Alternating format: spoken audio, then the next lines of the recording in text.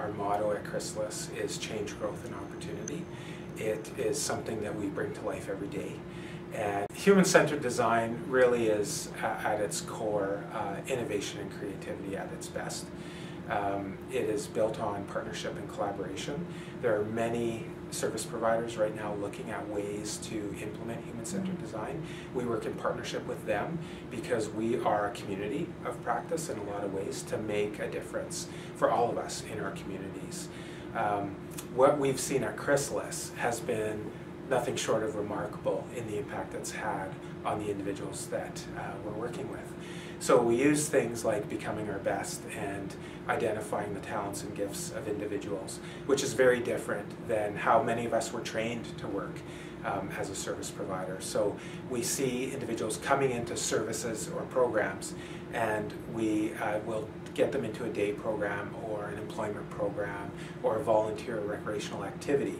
And that's because the service was designed for people to fit into those programs. What human-centered design does differently is it gets at the core of an individual, each individual, and we get to hear their story.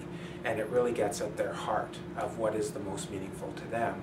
And then we can better align an approach to have the most meaningful outcome for them.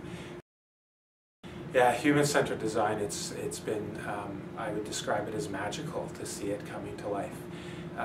It's unlocking genius in a lot of ways. That's a term that we use at Chrysalis now.